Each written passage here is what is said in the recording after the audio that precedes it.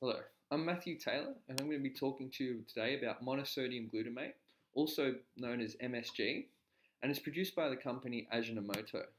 So, who are Ajinomoto? They're a Japanese company founded in 1908 by Dr. Ikeda and Mr. Suzuki. They produce food flavorings and sweeteners around the world, such as aspartame and MSG.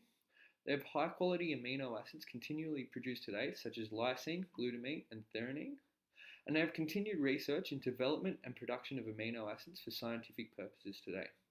And as you can see on figure 3, they're located in over 35 countries around the world. So what is monosodium glutamate? It's distributed as the sodium salt form of glutamate, and it's responsible for the fifth taste, umami, with taste receptors responding to the glutamate and giving it a savory taste. So glutamate is found in tomatoes, mushrooms, cheese, nuts, and many other products. Cooking techniques and ripening aim to enhance this glutamate concentration in dishes to increase the flavour. So in 2014, 3 million metric tonnes were produced at a value of 4.5 billion, and this number is only trending upwards. And China is the biggest exporter and consumer of MSG around the world. So monosodium glutamate is glutamic acid produced outside the body, and it has a sodium ion just attached to the end, just like table salt. Glutamic acid is a non-essential amino acid, meaning our bodies can produce it, and glutamate is the anion of glutamic acid. So the history of Ajinomoto monosodium glutamate. So it was discovered by Dr. Ikeda in 1908 when he isolated it from kelp as a flavour, and he intended to improve the nutrition of Japanese people by making their food taste better. So Mr. Suzuki jumped on board in 1909 and they made Ajinomoto, and that was used to help get it out to the people. So glutamic acid initially was extracted from wheat flour, although the process was expensive and they couldn't keep up with the increasing demand. So in 1956 they came up with fermentation and glutamic acid was produced, and that could be later converted to MSG. So fermentation gives us ability to produce high quality, large quantities of amino acids from carbon sources. So now that we know a bit about Ajinomoto and what MSG is, let's look at our bioprocessing timeline. So first of all, we have our upstream preparation, which is our medium prep, and that includes the raw materials, the corniform bacteria selection, the synthetic pathway, the C-glutamicum optimization, and maintenance. After that, we'll look at our fermentation, which is the glutamic acid production, and then the downstream processing, which is the monosodium glutamate production. So first of all, to our carbon source, which is probably the most important part of the initial medium, they use a sugar or starch, and this can include sugarcane, tapioca, cassava, corn, sugar beet, or date syrup. And Ajinomoto selects this dependent on availability and cost, depending on which country it is. So in South America, they use cassava. North America, they use corn. Asia, they use tapioca or sugarcane, and so on. So the molasses is produced from sugarcane and sugar beet, and it's used as a carbon source, and that can be seen in figure 8, just showing cane sugar refining, how they get molasses. And so the natural carbon sources contain additional substances, and the medium must be adjusted accordingly. And the purer the sugar that's used, the less impurities required for downstream removal. So if you use a pure sugar syrup, that will have less impurities when you're trying to purify it at the end. So the more raw materials are ammonia or ammonium sulfate added to the medium as the nitrogen source, and they're also used to control the pH of the solution. So other nutrients to be added are determined empirically based on the carbon source used, as natural carbon sources contain additional components, so composition of the medium must be determined and adjusted and optimized for anything lacking. The missing minerals or vitamins can then be injected into the medium quite easily. So yeast extract or peptones can be added to reduce fermentation time and increase sugar utilization. And phosphates and other minerals can be provided in cornstarch liquor. Antifoam injected into the medium during sterilization and fermentation to prevent foaming. And oleic acid to encourage glutamate excretion by disrupting phospholipids, causing glutamic acid to passively leak. So penicillin is injected if excess biotin is present from the carbon source and the bacteria can't survive in the presence of excess biotin. So glutamic acid producing microorganisms There can be seen in Table 3 the Corynebacterium, Brevibacterium, Microbacterium, Arthobacterium. There are only a few of them, there are many more. And Ajinomoto selects Corynebacterium glutamicum, and it's a bacteria shown in figure 9. It's an anaerobe, gram-positive, non-spore forming bacterium. And for these bacterium, the wild type strains are less effective than the mutant strains. So now let's look at optimizing Corynebacterium glutamicum. So it requires biotin for growth, although glutamic acid only excessively forms in restricted amounts of biotin. So these contradict each other. So if you have too much biotin, then you won't have any glutamic acid, but too little, you won't have any cells. So to overcome this, initially adding penicillin or a surface active reagent such as oleic acid to enable the bacteria to produce glutamic acid under excess biotin. This enables the overproduction and formation in the cell, and it permeates through the phospholipid. So Ajinomoto has developed a mutant strain of glutamicum that can produce glutamic acid in presence of excess biotin and not requiring additional additives. Ajinomoto's mutant strains have reduced alpha-ketoglycolic acid between 1/5 to 1/500th compared to the wild type strain. And so when you combine this with ammonia, this leads to the production of glutamate dehydrogenase and increases glutamic acid production overall, thus increasing the overall yield. So cultivating and maintaining the strain of glutamicum. So it's isolated from soil samples, cultivated and then mutated. So cell cultures initially grown in small shake flasks, they're then transferred to a small seed culture tank, which will then be used to inoculate a larger tank until it's scaled up to the industrial size. So the upscaling is closely controlled to ensure consistency from batch to batch with factors such as cell density, nutrients, temperature, pH, agitation rates, sugar flow rates, aeration, maintained at each step to ensure consistency along the fermentation. And so table 3 just shows the different sizes of the tanks that they use. So media optimization is crucial to ensure that fermentation is completed fully and effectively and there isn't too much wastage. Limiting additional nutrients or carbon source downstream just helps the purification process and just makes it all more pure. So updating ourselves on the bioprocessing timeline, we've looked at the upstream preparation. It's now time to look at the fermentation and the glutamic acid production. So we'll look at that through the bioreactor conditions, operations, and kinetics. All right, so the conditions, it's fed batch fermentation lasting 36 to 40 hours. It's aerobic with a constant airflow coupled with stirring to prevent lactic acid or succinic acid production. The pH is maintained between 7 to 7.8 by adding ammonia to the medium. The temperature initially is 32 to 33 degrees Celsius, but after 14 hours, it's increased to 38 degrees Celsius. And a nutrient-rich medium with 160 grams per litre of glucose is added in proportion to the broth removed. So why fed batch mode instead of batch mode? Well, it increases the productivity and yield.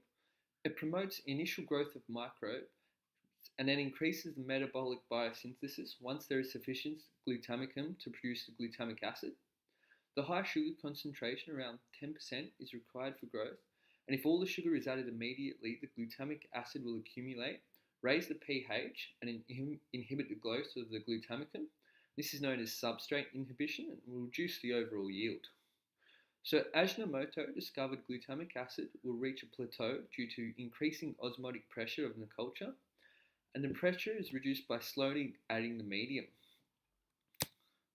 Okay, so the operation. Sterilization is crucial in operationalization so that there's no contaminants.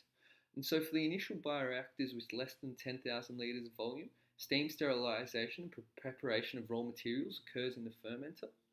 The industrial sized bioreactors has equipment sterilized separately with steam, and the raw materials besides the carbon source, which is sterilized separately, prepared in a makeup tank that is also steam sterilized.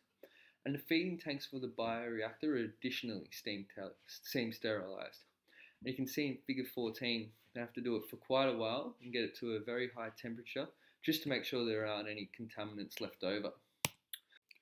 The kinetics of the bioreactor are shown in figure 15, and you can see that glutamate production in industrial bioreactors can exceed 100 grams per litre.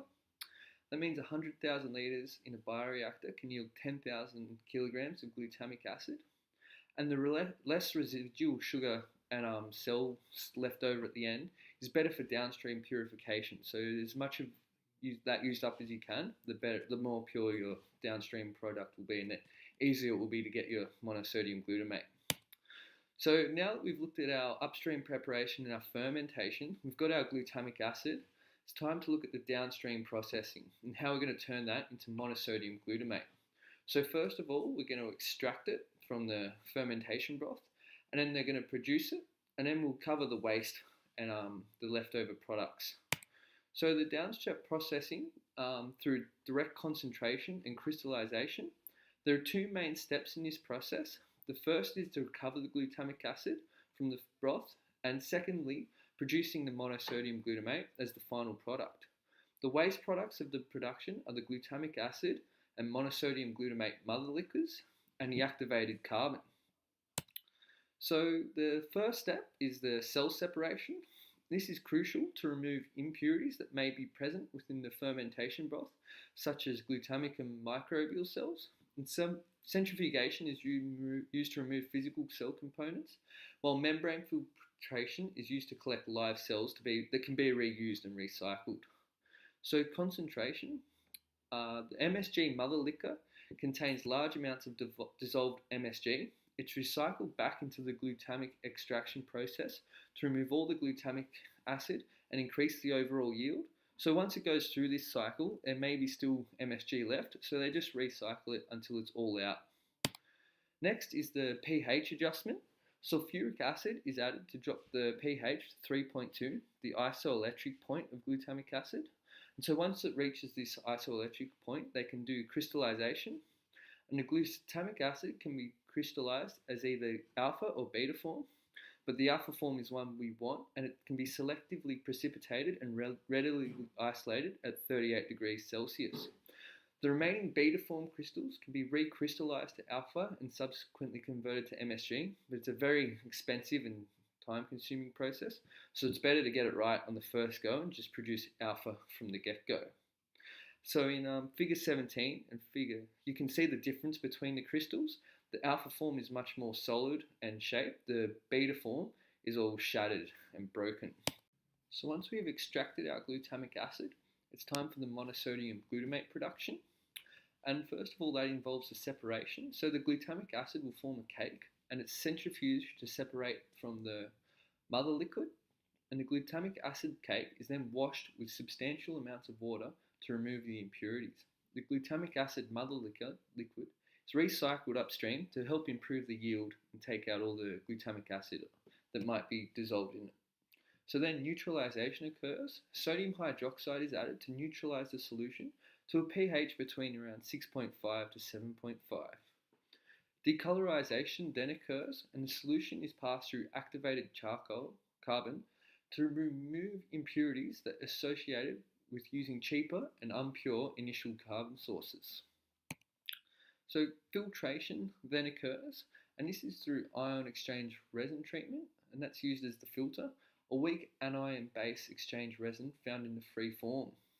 So Ajinomoto determined impurities in the mother liquid, such as iron and other metals, may not be removed by activated carbon, so this ion exchange resin treatment is very important to make the monosodium glutamate food quality. So after it's been filtered, it's time to concentrate and crystallize the monosodium glutamate, and the crystals collected from the ion exchange treatment, and a batch crystallizer is used to form MSG between 40 to 60 degrees Celsius with simultaneous evaporation. And then separation after the crystallization through centrifugation removes the MSG crystals, and again the glutamic acid mother liquid is returned upstream just to improve the overall yield. Once we have our crystals, they're dried with hot air in a closed system to produce the final product, monosodium glutamate. Here's the MSG final production and waste. So the selection of initial carbon sources impacts the final yield of MSG, and the yield after purification is around 65 to 70% weight of glutamic acid. The glutamic acid and MSG mother liquids left over as waste, although rich in nutrients coming from plant sources, they can have ammonia added to them and be used as a fertilizer just to keep them recycled and keep the process more green. And then large amounts of water used in the separation and filtration stages to wash is an issue, but I guess there's no way around it to purify the MSG. So this is figure 19. It's just a summary of everything we've been over. So it starts all, you get your medium, prepare that, put it in the broth and ferment it. And then it has to go through all these downstream stages to get your final product of monosodium glutamate. And then finally, let's look at some of the health factors around MSG. So it's Chinese restaurant syndrome was termed in the 1960s from symptoms of headaches, sweating, and skin flush after eating Chinese food. MSG has often been to blame for these symptoms, and I'm sure you've seen no MSG advertised around, but there's no credible clinical studies to show that MSG causes these symptoms, and the Food and Drug Agency of America recognizes MSG as safe, and there are no ill effects from consumption. So maybe just give it a second thought next time you're at the local Chinese restaurant. So thank you for watching my presentation, and I hope you've learned something. Have a good